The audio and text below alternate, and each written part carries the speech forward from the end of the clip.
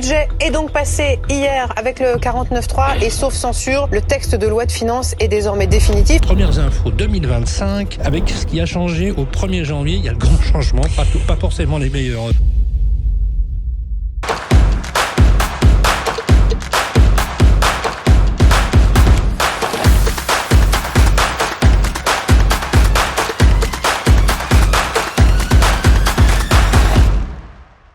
Si tu fais de la location courte durée ou de la sous-location professionnelle et que tu t'interroges sur les enjeux de la TVA pour l'année 2025, cette vidéo est faite pour toi. Peut-être tu te poses la question, est-ce que je suis assujetti ou non à la TVA en tant que loueur en courte durée ou sous-loueur professionnel? Après avoir vu cette vidéo, tu vas pouvoir savoir si tu es assujetti ou pas à la TVA. Effectivement, les enjeux de TVA, c'est nouveau pour nous en tant que loueur en courte durée et sous-loueur professionnel. Donc c'est une vidéo extrêmement importante que je t'invite à regarder plusieurs fois si tu as mal compris certains éléments, et n'hésite pas à me poser des questions en commentaire de cette vidéo. Je répondrai à toutes les questions, évidemment. Je ne suis pas avocat fiscaliste ni expert comptable. Par contre, j'ai mon expérience en tant que loueur et sous-loueur professionnel, donc je vais pouvoir t'aider un maximum. Aujourd'hui, si tu me découvres à travers cette vidéo, sache que je m'appelle Nicolas Automatic BNB. Je fais de la location courte durée depuis 2017 et de la sous-location professionnelle depuis 2019. Donc, comme toi, je me suis questionné concernant la TVA. J'ai tout résumé dans cette vidéo. On va voir ça tout de suite. Donc, aujourd'hui, il y a une importance énorme sur la fiscalité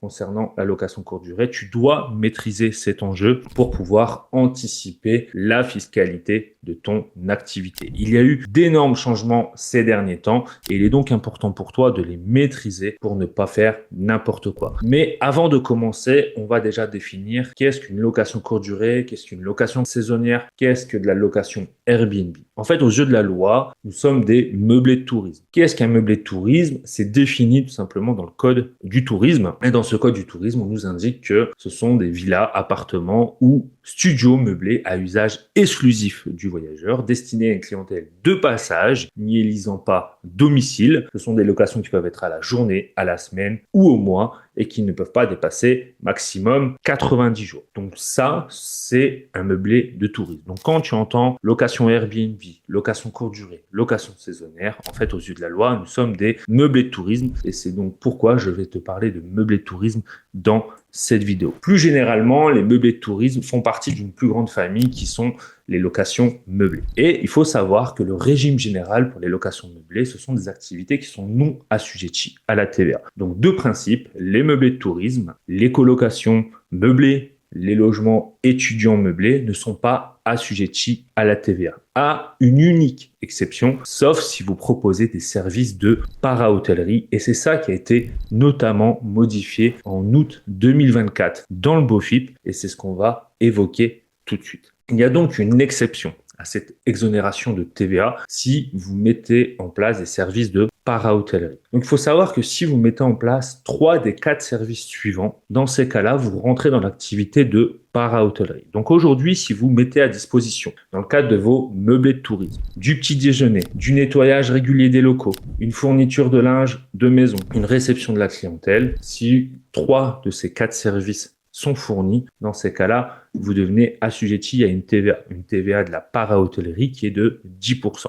Ce qui a changé dans le BOFIP en août 2024 et que c'est extrêmement important, c'est ce que j'ai souligné. C'est notamment dans le cadre du nettoyage régulier des locaux. Avant, ce service n'était pas validé car on considérait que si on faisait le ménage avant ou après le départ du voyageur et non pas pendant le séjour du voyageur, ce n'était pas un service qui était validé. Le BOFIP a évolué en août 2024 et a indiqué que si le nettoyage était fait avant l'arrivée du voyageur, ce qui est le cas dans le cadre d'énormément de loueurs en courte durée, dans le cadre des locations courte durée et donc des meublés de tourisme, dans ces cas-là, ce service devenait validé. Et donc, aujourd'hui, la plupart des loueurs en courte durée valident en fait le nettoyage régulier des locaux, mettent à disposition du linge et ont également le service réception de la clientèle qui est validé. Pourquoi? Parce que l'accueil physique ou la mise en place de serrures connectées ou de boîtes à clés amène à ce que ce service soit validé. Donc, on se retrouve pour beaucoup de loueurs en courte durée ou sous-loueurs professionnels à fournir 3 des 4 services suivants. Et donc, on devient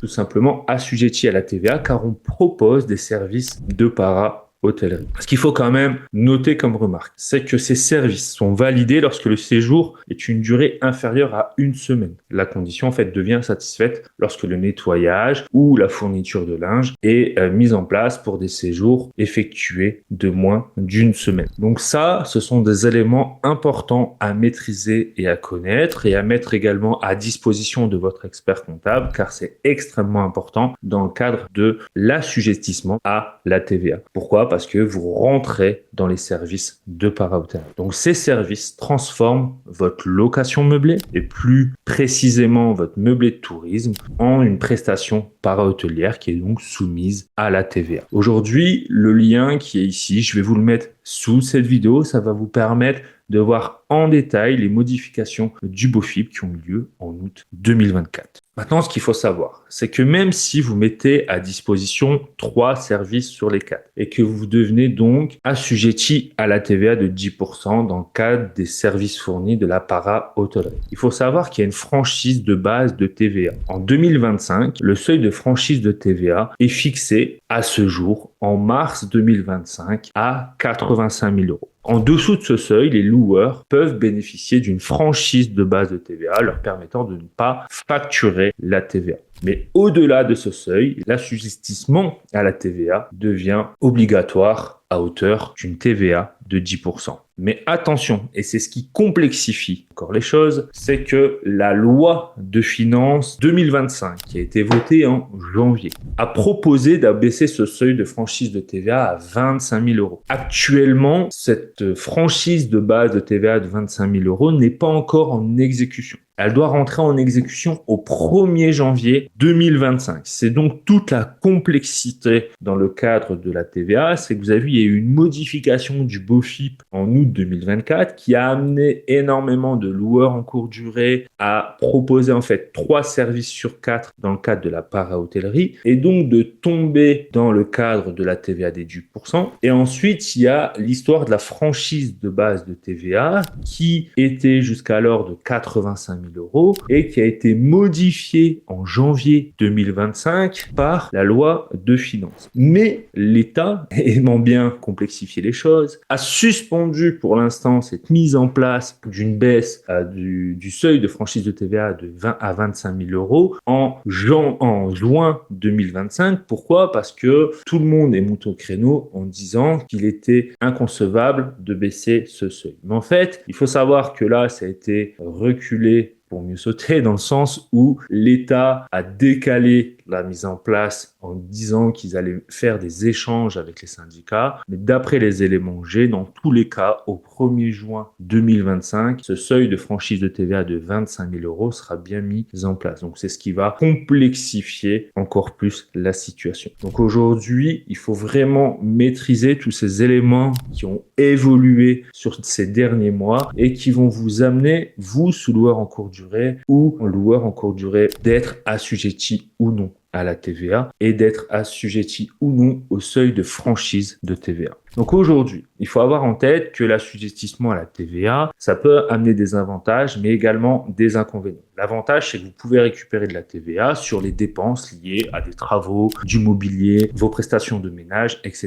etc. Il y a une possibilité de proposer en plus des services additionnels attractifs comme du petit déjeuner, parce que quitte à être entré dans l'activité des para-hôtelleries, autant maintenant mettre à disposition du petit déjeuner qui va apporter une valeur perçue plus importante pour vos voyageurs et donc derrière avoir des meilleurs commentaires, avoir plus de réservations, etc., etc.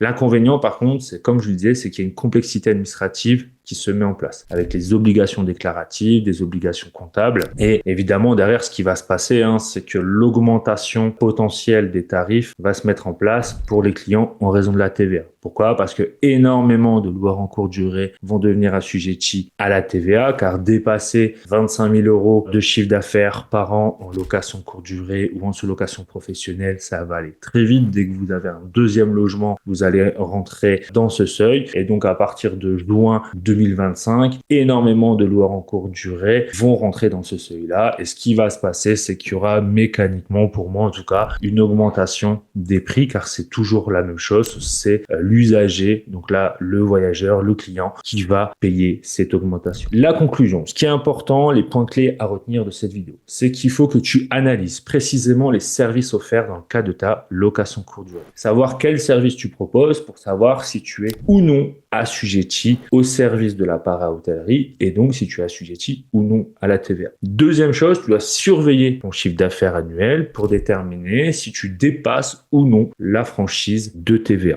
Troisièmement, tu dois anticiper tes obligations fiscales et comptables liées à la TVA. Et là, je t'invite tout de suite à la fin de cette vidéo à contacter ton expert comptable pour savoir justement en fonction des services que tu offres, en fonction du chiffre d'affaires que tu as fait en 2024 et du chiffre d'affaires que tu vas faire en 2025, en tout cas la projection que tu vas avoir, quelles sont tes obligations fiscales et comptables. Et donc aujourd'hui, si tu ne consultes pas un expert comptable, attention, tu risques de te mettre en très grande difficulté. Attention également à ne pas surinterpréter ou à sous-interpréter le BOFIP. Je t'invite soit à consulter ton expert comptable, soit à envoyer des messages directement sur la messagerie sécurisée des impôts pour savoir si tu es assujetti ou pas à la TVA. C'est un élément extrêmement important. La TVA, c'est le premier impôt en France. Comme moi, vous êtes informé que la France cherche de l'argent partout. Donc si aujourd'hui vous ne mettez pas tout ce qu'il faut en ordre dans votre fiscalité, vous serez rattrapé très rapidement. Si vous avez des questions par rapport à tout ce qu'on a vu aujourd'hui dans cette vidéo, que j'ai tenté de simplifier un maximum mais qui amène les points clés à retenir dans le cadre de la TVA, n'hésite pas à me poser des questions ici dans les commentaires de cette vidéo. Et sur ce, je te dis à très bientôt. Ciao!